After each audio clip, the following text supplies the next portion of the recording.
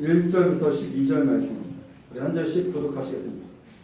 레위기 11장 1절부터 12절.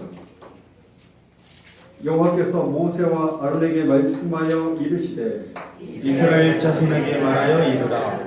육지의 모든 짐승 중 너희가 먹을 만한 생물은 이러하니 모든 짐승 중 굽이 갈라져 쪽발이 되고 새김질을 하는 것은 너희가 먹되 새김질하는 것이나 굽이 갈라진 짐승 중에도 너희가 먹지 못할 것은 이러하니 낙타는 새김질은 하되 굽이 갈라지지 아니하였으므로 너희에게 부정하고 사반도 새김질을 하되 굽이 갈라지지 아니하였으므로 너희에게 부정하고 토끼도 새김질을 하되 굽이 갈라지지 아니하였으므로 너희에게 부정하고 돼지는 굽이 갈라져 쪽발이 되되 새김질을 못함으로 너희에게 부정하니 너희는 이러한 고기를 먹지 말고 그 죽음도 만지지 말라. 이것들은 너희에게 부정하니라. 물에 있는 모든 것 중에서 너희가 먹을 만한 것은 이것이니 강과 바다와 다른 물에 있는 모든 것 중에서 지느러미와 비늘이 있는 것은 너희가 먹되 물에서 움직이는 모든 것과 물에서 사는 모든 것, 곧 강과 바다에 있는 것으로서 지느러미와 비닐 없는 모든 것은 너희에게 가증한 것이라. 이들은 너희에게 가증한 것이니 너희는 그 고기를 먹지 말고 그 죽음을 가증히 여기라. 수중 생물의 지느러미와 비닐 없는 것은 너희가 혐오할 것이니라. 아멘. 가슴에 손 얹고 고백하겠습니다. 나는 하늘 아래 하나밖에 없는 보석과 같은 존재입니다. 시작. 나는 하늘 아래 하나밖에 없는 보석과 같은 존재입니다. 아멘. 우리 인생에 중요한 질문이 있죠. 나는 누구인가? 보석을 감정하려면 자격을 갖춘 감정사에게 물어봐야 합니다. 우리의 가치를 알고 싶다면 우리를 창조하신 하나님 앞에 물어보면 되죠. 하나님께서는 아들을 희생시키는 비싼 대가를 지불하면서 우리를 구원해 주시고 아들로 자녀로 삼아주셨습니다. 여러분, 아무리 비싼 것이라고 해도 사람의 목숨과 바꿀 만한 가치를 가진 것은 없습니다. 그래서 우리는 하늘 아래 하나밖에 없는 보석과 같은 존재, 하나님 보시기에 두고 보기에도 아까운 존재임을 믿으시기를 바랍니다. 아멘. 여러분은 어떤 음식을 좋아하십니까? 저는 특별히 가리지 않고 먹는 편입니다. 제가 결혼해서 반찬이 짜다, 싱겁다, 맛없다, 불편한 적 거의 없습니다. 주면 주는 대로 먹고 안 주면 혼자 챙겨 먹고 안 주는 경우는 거의 없습니다. 저희 어머니 오해하시면 안 됩니다. 근데 저희 부모님도 어디 맛집 가서 이렇게 먹는 그런 경우가 별로 없어요. 그래서 그런지 제가 좀 닮은 것 같아요. 그러다 보니 저희 집에 4명의 여성들이 불만이 많습니다. 항상 집에서만 먹자고 하니까 좀 나가서도 먹자 항의할 때가 종종 있습니다. 요즘은 건강에 대한 관심이 많아서 많은 사람들이 구별해서 음식을 먹습니다. 전문가들의 말에 의하면 자연식으로 먹는 게 좋고 제철 음식을 먹는 것이 건강에 좋다. 채소와 고기의 비율은 85대 15. 시작. 채소와 고기의 비율은 85대 15. 예를 들어서 고기를 2점 먹었다. 그럼 야채는 그렇지 8젓가락은 먹어야 됩니다. 김의신 교수, 미국 최고의 암 전문 병원에서 30년을 활동했던 분입니다. 이분이 1991년, 1994년 미국에서 최고의 의사로 2번이나 뽑히기도 했습니다. 이 김의신 교수가 암에 대해서 5가지를 말했습니다. 첫 번째, 암에 대해서 공부하라. 가족력 여부를 체크. 그러니까 가족력이 있으면 특별히 더 신경을 쓰고 검사를 해야 됩니다. 그리고 정기 검사는 꼭 하라. 두 번째, 이 교수가 말하기를 음식에 주의하라. 특별히 동물성 기름의 섭취를 줄이라. 여러분, 젊을 때는 돼지고기를 많이 먹든 무슨 고기를 먹든 상관이 없대요. 왜냐하면 소화 효소가 많이 나오기 때문에. 그런데 40세 이후부터는 이 소화 효소가 급격히 줄어듭니다. 그래서 그걸 먹으면 지방이 우리 몸에 쌓이는 거예요. 그게 심장 쪽으로 가는 혈관에 지방이 쌓이면 심근경색이 되고 뇌 쪽에 가는 혈관에 쌓이면 뇌경색이 될 수 있습니다. 그래서 동물성 기름을 적게 먹어라. 세 번째, 암 전문가에게 맡기고 그를 신뢰하라. 진단과 처방에 성실히 따르라 이렇게 말하고 있습니다. 네 번째, 삶과 암에 대해서 겸손하라. 내가 아니면 안 된다는 그런 사고를 버려라. 다섯 번째, 이분이 아주 중요한 이야기를 했습니다. 신앙을 가져라. 내 삶의 주인은 하나님임을 고백하라. 그러면서 이런 이야기를 했습니다. 그 다음 볼까요? 암 환자 중 하나님을 믿는 사람들은 죽고 사는 문제는 하나님밖에 모른다는 믿음이 확고하다. 이런 환자들 가운데 건강을 되찾는 이들을 많이 목격했다. 또 신앙이 있는 사람은 암에 대한 저항력도 높다는 게 이미 연구 결과로 증명되고 있다. 교회 성가 대원들은 일반인들과 비교해서 면역세포 수가 1000배나 많은 것으로 측정됐다. 면역세포가 많으면 암 치료도 잘 되고 암에 잘 걸리지도 않는다.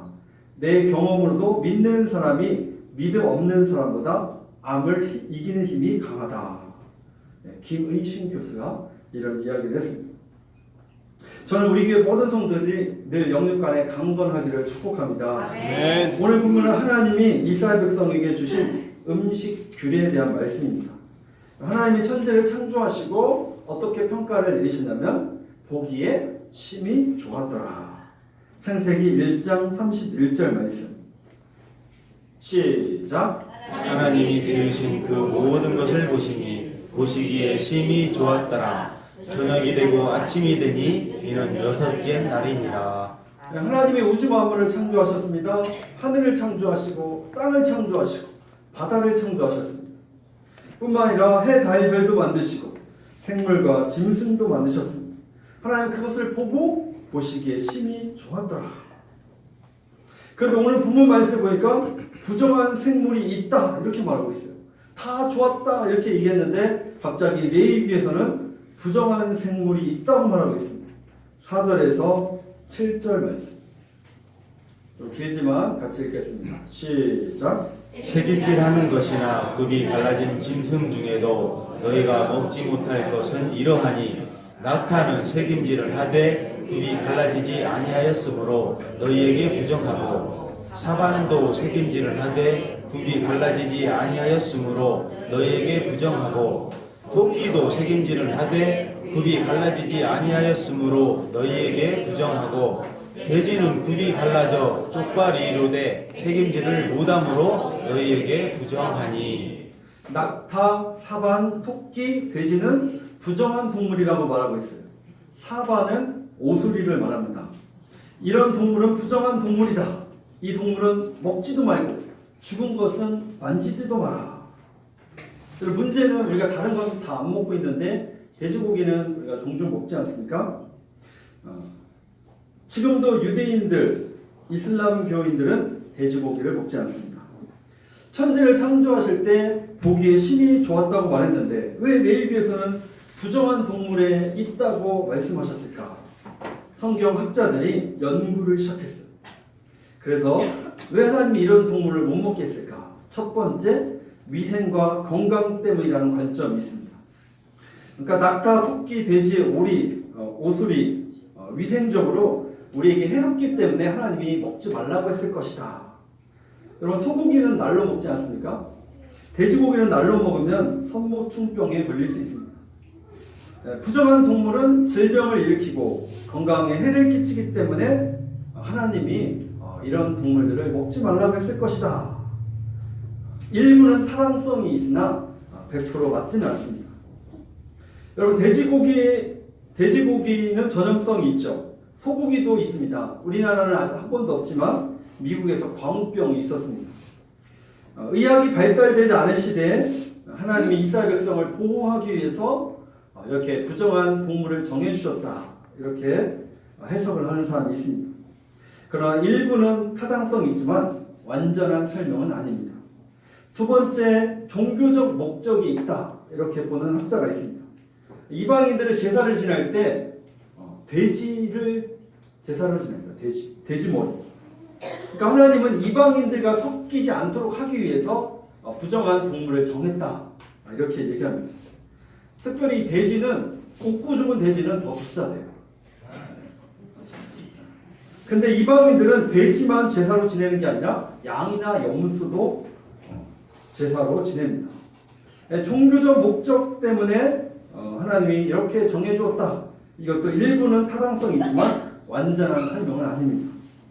세 번째, 상징적 교육적 관점이다. 동물 자체가 부정적인 것은 아니다. 하나님의 백성이 어떻게 행동해야 될 것인가를 가르치기 위함이다. 그러니까 즉 동물들의 행동이나 습관을 상징적으로 구별해서 우리에게 말씀해 주는 것이다. 이 세 번째 관점이 상징적 교육적 관점입니다. 대부분 이 세 번째 관점을 많이 지지하고 있습니다. 레위기 11장의 결론이자 핵심 말씀이 레위기 11장 45절 말씀입니다. 시작. 나는 너희의 하나님이 되려고 너희를 애굽 땅에서 인도하여 낸 여호와라. 내가 거룩하니 너희도 거룩할지어다.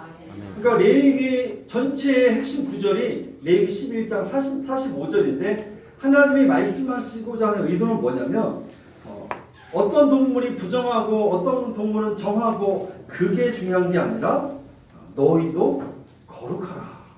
내가 거룩하니 너희도 거룩하라. 너희는 이방인과는 좀 구별된 삶, 다른 삶을 살아라. 이것이 레위기의 핵심입니다. 그럼 오늘날 구약에서 말하는 부정한 음식을 먹어도 되나요? 먹지 말아야 되나요? 예수님의 관점을 보겠습니다. 마태복음 15장 11절 시작. 입으로 들어가는 것이 사람을 더럽게 하는 것이 아니라 입에서 나오는 그것이 사람을 더럽게 하는 것이니라. 그러니까 입으로 들어가는 음식, 입으로 들어가는 고기가 우리를 더럽게 하는 게 아니다. 오히려 입에서 나오는 것이 더럽다고 말하고 있습니다. 입에서 나오는 우리의 부패성, 타락성, 그게 더 나쁘다. 예수님이 이렇게 말씀하고 있습니다. 그러니까 예수님은 거룩의 출처가 음식 그 자체에 있는 것이 아니라고 말씀하십니다. 우리가 부정한 삶을 사는 것은 우리의 내면에 있다. 우리 안에 나오는 것이다 라고 말합니다. 최근 대한항공 조양호 회장의 자녀들뿐 아니라 와이프까지 막말로 온 국민이 분노하고 있습니다. 차마 입에 담지 못할 말을 막 내뱉었죠. 아무리 돈이 있다고 해도, 아무리 권력이 있다고 해도 그런 말을 하면 안 되죠. 더러운 것은 먹는 게 아니라 입에서 나오는 말이다. 고린도전서 10장 20절 말씀 시작. 음식으로 말미암아 하나님의 사업을 무너지게 하지 말라. 만물이 다 깨끗하되 거리낌으로 먹는 사람에게는 악한 것이라. 현대인의 성경은 음식 문제를 가지고 하나님의 일을 망쳐놓지 마십시오. 음식은 다 좋은 것이지만 음식은 다 깨끗하고 음식은 다 좋은 것이다. 근데 유대인들이 하나님의 기대에 못 미친 이유는 율법을 지키느냐 지키지 않느냐, 하냐 하지 마느냐, 그거에만 따진 것, 그 정신과 의미를 깨닫지 못했습니다. 그러면 먹지 말라고 한 짐승들의 특징과 교훈을 같이 보도록 하겠습니다. 첫 번째, 새김질을 못합니다. 3절 말씀 시작. 모든 짐승 중 입이 갈라져 쪽발이 되고 새김질하는 것은 너희가 먹되. 새김질, 소 같은 경우 이렇게 여물을 먹고 뱃속에 들어가면 그걸 다 끄집어내서 다시 이렇게 씹죠. 그것을 대새김질이다 이렇게 말합니다. 그러면 새김질을 한다는 교훈, 우리에게 영적 교훈은 무엇일까요? 하나님의 말씀을 묵상하며 살아야 된다는 것입니다. 말씀을 대새김질하라. 한 귀로 듣고 한 귀로 흘러보내지 말아라. 다시 얘기하면 말씀을 듣고 한 귀로 흘러보내는 사람은 부정한 동물과 똑같다는 것입니다. 정한 동물은 무엇입니까? 새김질하고 쪽발, 소나 양, 염소, 누루, 대새김질을 합니다. 여러분, 한 문제를 놓고 반복적으로 생각하면 그것이 바로 걱정이라고 합니다. 그러나 하나님의 말씀을 반복해서 생각하는 것을 묵상이라고 합니다. 시작. 한 문제를 놓고 반복적으로 생각하는 것을 걱정이라고 합니다. 그러나 하나님의 말씀을 반복해서 생각하는 것을 묵상이라고 합니다. 아멘. 그러니까 우리는 묵상하는 방법이 쉬워요. 그렇죠? 말씀을 계속. 여러분 문제를 가지고 계속 고민하면 그건 걱정이고 근심이에요. 말씀을 계속 생각하고 기억하면 그것을 묵상이 되는 것입니다. 신명기 6장 6절에서 9절 말씀. 시작. 오늘 내가 네게 명하는 이 말씀을 너는 마음에 새기고 내 자녀에게 부지런히 가르치며 집에 앉았을 때에든지 길을 갈 때에든지 누워있을 때에든지 일어날 때에든지 이 말씀을 강론할 것이며 너는 또 그것을 내 손목에 메어 기호를 삼으며 내 미간에 붙여 표로 삼고 또 내 집 문설주와 바깥문에 기록할지니라. 아멘. 말씀을 마음에 새기고 자녀들에게 부지런히 가르쳐라 뿐만 아니라 이마와 손목에 말씀을 어떻게 하라고요? 채우라. 실제 유대인들은 이 말씀을 실행하고 있습니다. 이것을 테필린이라고 합니다. 화면 한번 볼까요? 저렇게 이마에 그리고 손목에 말씀을 차고 다닙니다. 이게 무슨 뜻이냐면 하나님의 말씀이 항상 내 몸과 마음에 붙어 있습니다. 그들은 말씀을 마음에 새길 뿐 아니라 몸에도 막 지니고 다녀요.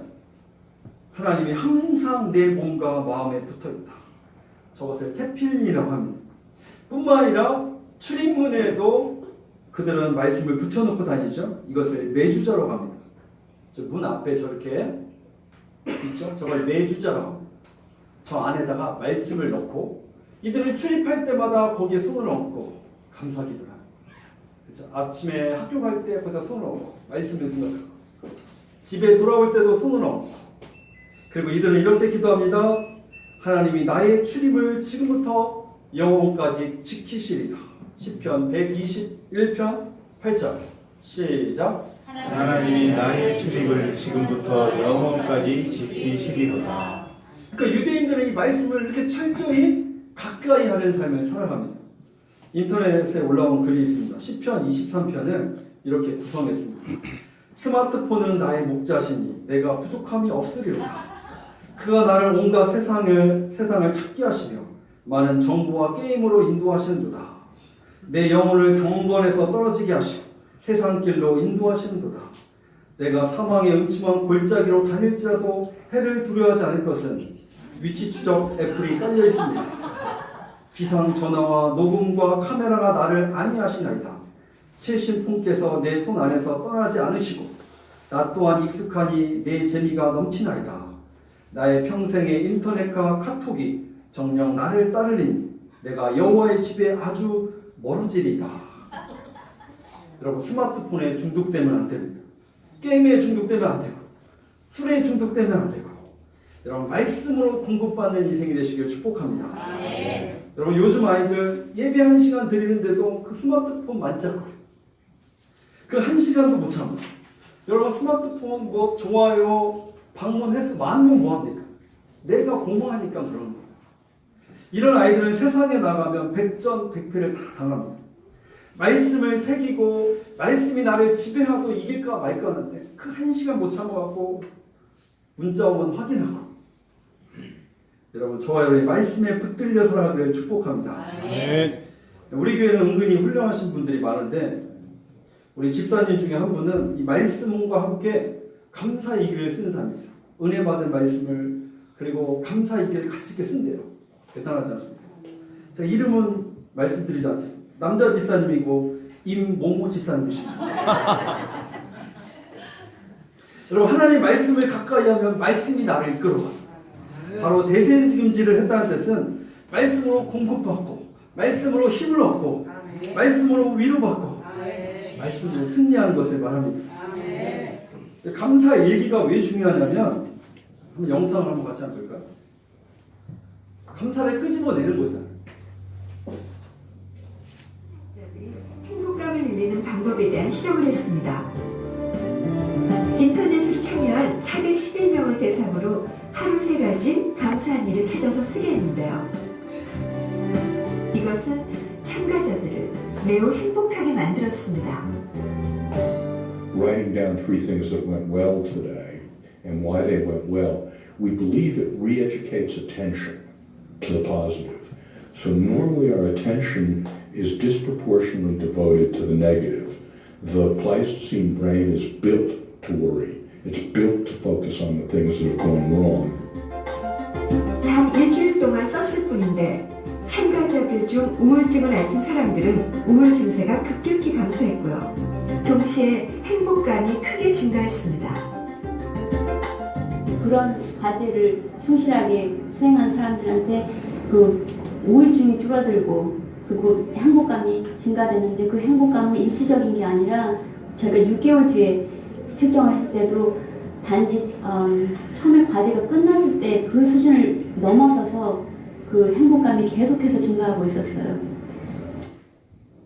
감사 일기만 써도 우울증이 떠나고 행복감이 찾아온다. 그런데 말씀을 끄집어내고 말씀을 묵상하면 우리가 얼마나 능력 있게 살아갈 수 있을까요? 시편 1편에 보면 복이 있는 사람은 악인의 꾀를 쫓지 아니하며 죄인의 길에 서지 아니하며 오직 여호와의 율법을 즐거워하여 그 율법을 주야로 묵상하는 자로다. 복이 있는 사람은 말씀을 주야로 묵상하는 자로다. 아멘. 말씀을 끄집어내는 거예요. 아멘. 미국 농담에 거북이 성도라는 말이 있습니다. 성경을 읽지 않는 성도를 거북이 성도다.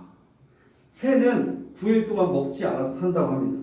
사람은 18일 동안 먹지 않아도 살고 개는 20일 동안 먹지 않아도 견딜 수 있습니다. 거북이는 500일 동안 먹지 않아도 살 수 있대요. 거북이 성도. 매일 영의 양식을 먹지 않고 사는 사람. 저는 여러분이 거북이 성도가 안 되기를 축복합니다. 아멘. 그러니까 대세김질, 색임질을 하지 못한다? 그럼 부정한 동물. 그걸 우리에게 적용시키면 내가 말씀을 묵상하고 말씀으로 공급받지 못한다? 그럼 우리는 부정한 동물이 될 수 있어요. 두 번째 부정한 동물의 특징은 굽이 갈라지지 않았습니다. 그러니까 정한 동물은 굽이 이렇게 갈라졌어요. 굽이 갈라졌다는 것은 구별을 말해 세상과 구별된 삶을 살아간다. 여러분 이스라엘 백성들이 출애굽하고 나서 하나님이 의도적으로 홍해를 걷게 하셔. 홍해 바다를. 왜 그랬을까요? 홍해를 건너가면 다시는 못 돌아오잖아요. 이제는 다시 바로 왕한테 가지 마라. 이제는 바로의 녹을 먹고 사는 인생이 아니라 나의 약속을 붙들고 살아가는 인생이더라. 이제는 나를 바라보고 살아가는 인생이더라. 그래서 하나님은 홍해를 걷게 하시는 거예요. 오늘날 성도의 문제점은 뭡니까? 교회 다니는 사람과 다니지 않는 사람이 구별됨이 없다는 거예요. 이 굽이 이렇게 갈라졌다는 것은 구별되게 살아라. 굽이 갈라지지 않았다? 그럼 우리는 부정한 성도가 되는 것이죠. 구별된 삶을 못 살아간다? 그럼 우리는 부정한 동물이 될 수 있습니다. 세 번째 부정한 생물의 특징이 있습니다. 바다 생물 중에 어떤 생물이 있냐면 구절. 같이 읽겠습니다. 9절. 여기 11장 9절 말씀. 시작. 물에 있는 모든 것 중에서 너희가 먹을 만한 것은 이것이니 강과 바다와 다른 물에 있는 모든 것 중에서 지느러미와 비늘 있는 것은 너희가 먹되. 지느러미와 비늘이 없으면 부정한 동물, 지느러미와 비늘이 있으면 정한 동물. 지느러미가 있고 비늘이 있는 물고기는 뭐죠? 붕어, 돔 뭐 이런 게 있죠. 이 지느러미가 있고 비늘이 있는 물고기는 헤엄을 잘 치고 물을 막 거슬러 올라갈 수 있어요. 그렇죠? 여러분 낚시의 묘미가 무엇입니까? 손맛. 물고기를 딱 잡았는데 이 비늘이 있고 이렇게 지느러미가 있는 것들은 막 힘차게 막 도망가죠. 그걸 당길 때 그 손맛이 기가 막히죠. 그런데 잡혔는데 그냥 이렇게 딸려 올라온다? 그럼 손맛이 없죠. 한 번도 잡아보지는 못했습니다. 누가 알려줘서. 그러니까 지느러미가 있고 비늘이 있다는 것은 힘이 있어요. 물살을 거슬러 올라갈 수 있어요. 그러니까 세상에 휩쓸려 살아가지 마라. 흘러가는 인생을 사지 마라. 세상의 유행 따라 살아가지 마라. 누가 뭐 한다고 나도 가서 그거 하고 그게 유행 따라 살아가는 사람. 우리 믿음의 사람은 남들이 한다고 나는 그렇게 안 해요. 나는 그냥 주님 바라보고 가겠다. 이게 지느러미가 있고 비늘이 있는 인생인 것입니다. 여러분, 물고기, 붕어는 이게 비늘이 있죠. 비늘이 있다는 것은 이 방어의 역할이 있어요. 어떤 오염으로부터, 적의 공격으로부터. 그렇죠. 과거 군인들이 입었던 갑옷이 비늘 모양으로 생겼죠. 그러니까 비늘이 있다는 것은 어떤 세상으로부터 자신을 보호할 수 있어요. 이단의 유혹으로부터 보호할 수 있는 사람. 여러분, 미꾸라지는 특징이 무슨 특징이 있죠? 비늘이 없죠? 지느러미도 없습니다. 그러니까 미꾸라지는 딱 사람이 미꾸라지를 만지려고 하면 어떻게 해요? 맞잖아. 아니, 잡으려고 할 때 어떻게 해요? 도망갔죠? 도망가는데 땅 속으로 쳐박고 도망갑니다. 저와 여러분이 미꾸라지가 안 되기를 축복합니다. 우리는 막 거슬러 올라가요. 아멘. 근데 사실 우리가 구별된 존재로 살아가기를 희망하고 또 결단도 합니다. 근데 막상 또 결단한다고 그게 쉽게 되지 않죠. 우리가 구원받은 것은 선행이 아니에요. 우리가 죄사함 받은 것은 우리의 행위나 노력은 아니었습니다. 전적인 하나님의 사랑, 즉 십자가에 대신 죽으신 예수님으로 말미암아 우리가 죄사함 받고 하나님의 자녀가 됐습니다. 근데 성경은 구원받은 것으로 끝나지 말아라. 이젠 구원받은 사람으로 살아가라. 이젠 우리가 하나님의 얼굴로 하나님의 대행자로 살아야 됩니다. 아멘. 어떻게 하면 우리가 축복의 통로가 되고 어떻게 하면 우리가 구별된 존재로 살아갈 수 있을까요? 저희 아내가 첫째 소원이를 임신하니까 달라지는 게 많았습니다. 그렇게 좋아하는 커피를 마시지 않았습니다.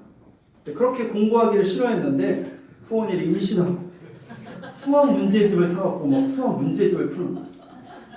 우리 뱃속에 있는 이 아기가 태어나서 어리어리한 아기가 아니라 똑똑한 아기가 되도록 공부를 막 하는 거예요. 임신 초기에 감기에 걸려도 감기약도 안 먹습니다. 태교 음악을 듣고 태아를 위해서 책을 읽고 또 글을 쓰고 예쁘고 똑똑한 아이가 태어나도록 기도를 합니다. 저는 여기서 중요한 사실을 깨달았습니다. 내 안에 생명이 들어가야 변화가 일어나는구나. 임신을 하니까 이 생명이 들어가니까 변화가 일어나기 시작합니다. 여러분, 남자들 중에 종종 술을 드시는 분이 있죠.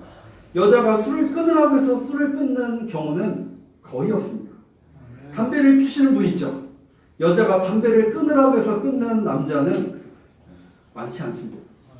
여러분, 예수님의 생명이 내 안에 들어와야 변화가 일어납니다. 하나님의 말씀이 내 심장을 터치해야 변화가 일어납니다. 아멘. 근데 예수님을 믿긴 믿는데 변화가 일어나지 않는 경우가 있습니다. 왜 그럴까요? 믿긴 믿는데 온전히 믿지 않기 때문에 그렇습니다. 믿긴 믿는데 머리로만 믿기 때문에 그렇습니다. 여러분, 머리 지식이 가슴 지식으로 내려와요. 아멘. 화면을 한번 볼까요? 머리에서 가슴까지 내려오는데 그 거리는 30cm밖에 안 돼요. 그런데 머리에서 가슴까지 내려오는데 어떤 사람은 10년 걸리고 어떤 사람은 20년 걸리고 이스라엘 백성은 몇 년 걸린지 아십니까? 40년 광야훈련. 40년 만에 담배 끊는 사람, 40년 만에 술 끊는 사람, 저는 이렇게 길게 가지 않기를 축복합니다. 그럼 한 20년 만에 끊고 머리 지식이 가슴 지식으로 내요. 아멘. 어떤 분은 막 성경 공부, 제자훈련 1단계, 2단계, 3단계까지 다 했다고 합니다. 어떤 분은 막 직분 받고 교회에서 싸우시는 분도 있어요. 직분 받으면 뭐합니까? 성경 공부 다 마스터하면 뭐합니까? 머리로만 알면 안 되고 그게 가슴으로 내려오고 가슴 지식은 3번 생활 지식으로 내야 아멘. 삶을 통해서 그리고 그 삶을 통해서 이제 하나님을 영화롭게 하는 것 그것을 성령 지식이 되어야 됩니다. 여러분 1번, 2번, 3번, 4번 몇 번이십니까?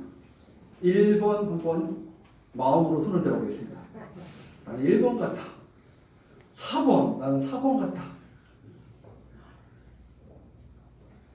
저와 여러분이 우리의 삶을 통해서 구별된 삶을 통해서 하나님께 영광 돌린 삶까지 나아가길 축복합니다. 아멘. 나는 구원받고 천국 백성이야 이 수준이 아니라 이제 나를 통해서 하나님의 영광이 드러나.